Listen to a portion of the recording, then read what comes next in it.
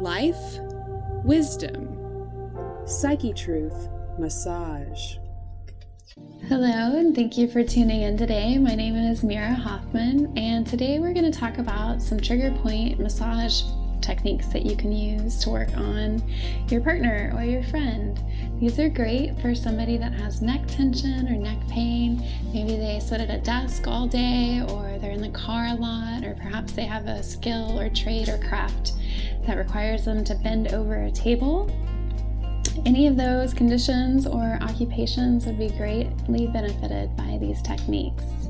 They're also good for relieving headaches and migraines and any just sort of stress and tension in general. So today my partner is Katrina, and I'm going to be working with her to help relieve some neck tension that she has. And as I'm working, just feel free to follow along, favorite this video so you can come back when you have your partner all ready and set up. And I wanted to check in with y'all because I made a couple other videos and I had someone comment and said that they didn't like the nail polish that I was wearing. They didn't like the dark color. So let me know what you think. Should I not use nail polish in my future videos? Do you like it? Do you prefer a different color? Let me know. Leave us a comment. So to get started, you can just gently start to warm up the body by pressing your heels into either side of the shoulders and just kind of stepping down into them. We also have another video that talks about some Swedish and deep tissue massage techniques for the neck, so you could also start with those as a great way to warm up the neck. And then to get into the neck a little bit more, I'm going to rotate Katrina's head so you can see my palms are coming, so I'm cupping around her ear, and then I'm literally just going to turn her head. It's as simple as that. You can let your model or your partner relax completely and let yourself do all the work.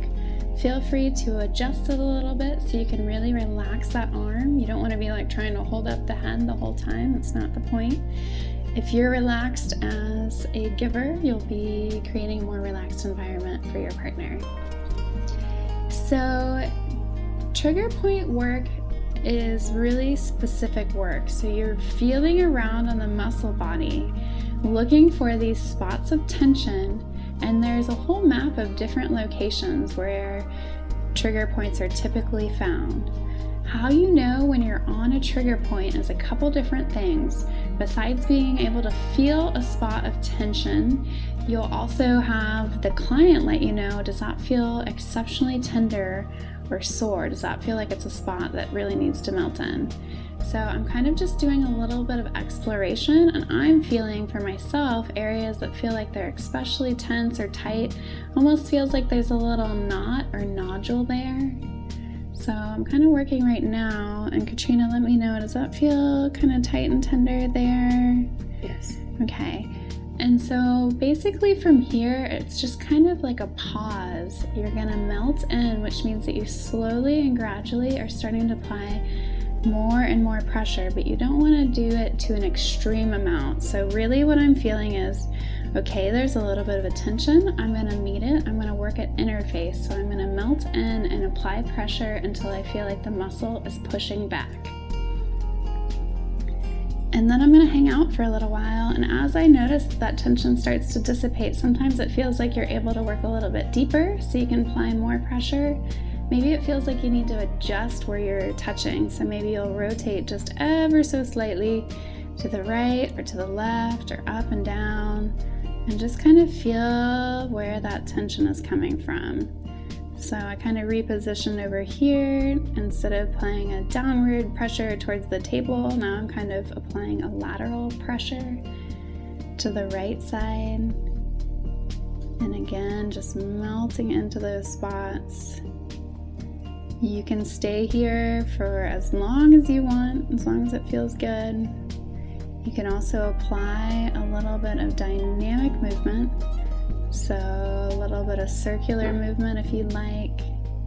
You can friction back and forth across the muscle belly. And as you apply that movement, just be cognizant that you probably want to remove a little bit of the pressure, so not as deep as you were working, because when you start to apply that movement, it intensifies the sensation that your partner is feeling. So I'm just kind of working down the muscle belly. seeing if I notice any other pockets or areas that feel especially tense.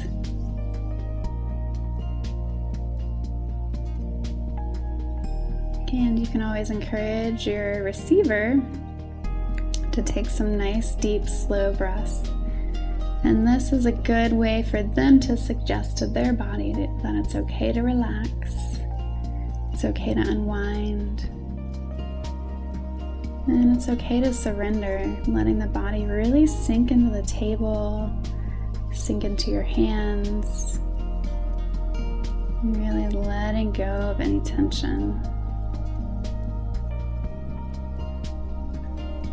And so I'm coming back up. And I'm going to transition a little bit, work on some of the neck muscles a little bit more to the side and the front. So really working nice and gently, coming onto the top and front of the neck.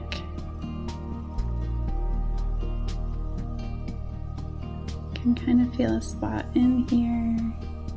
I'm not sure I'm quite on it, so I'm going to do a little bit more exploration. And again, your partner, the receiver, can help give clues and feedback. You're on it, you're getting close, you're not quite there, I don't feel anything. Whatever that may be. So, feels like actually right at this juncture where it comes up and meets and connects with the bone. So a little bit of tension in there. And again, like I said, you can study and look at a map of where all these points are. It's a good starting place, but they're going to be located differently on different people, so you're not always going to find them exactly where they're listed. Okay, so I kind of think I'm on one. How does that feel? Could use a little more pressure. A little more pressure. Okay, so I'm going to sink in a little bit more. Does that feel better there? Yes. And as the giver, I'm also making sure that I'm taking some nice, slow, deep breaths. I found that's the best way to help encourage my own relaxation. It also sends a signal to my clients that it's okay to relax. And I've held there for a couple seconds, so I'm going to start doing a little bit of movement, a little bit of circles. I'm just working back up along that muscle belly. And then we can kind of flush down towards the heart. So for the sake of balance, I'm going to go ahead and turn Katrina's head to the opposite side. Again, just rotating and supporting the head. And you can go ahead and do so the same with your client or partner. Then again, just starting that exploration, working down into the muscles. I'm rocking back and forth, kind of looking for pockets of tension. It feels like I'm on a little spot.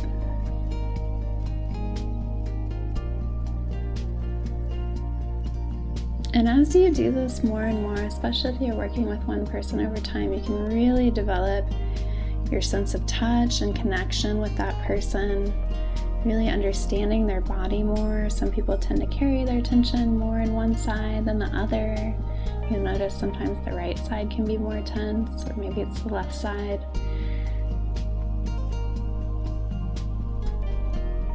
And this can all be for different reasons. So sometimes people are using the computer mouse on the right side a lot more, or they carry their purse on the right side of their shoulder.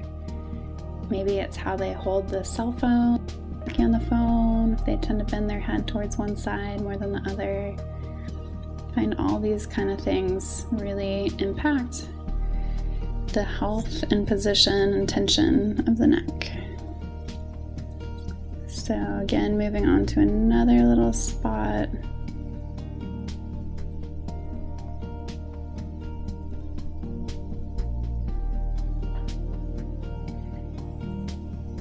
And I really encourage the receiver to give feedback, especially if something feels uncomfortable. You don't want to be sitting there in pain or feeling like you're guarding. what happens is when you're working past the threshold or past the point of comfortability for your partner, their muscles will automatically start to tense to help protect that area. It's a very natural response. But it's kind of counterintuitive and the opposite to what we're trying to achieve here with this massage. So even just a micro movement of releasing some of that pressure can make a huge difference in how your client experiences the sensations of this massage. So working all the way down, kind of letting go of that spot. And then I really just like to push out the shoulder, kind of flesh that area out. So I'm going to go ahead and turn Katrina's head back to neutral. And a great way to close, you can do some scalp massage. That's really nice. One of the things that I really like that I find my clients enjoy is I'm going to scoop under both shoulder blades or shoulders. So you can see I'm kind of have a position where I'm lifting up her shoulders so I can inch my palms down underneath it a little bit more.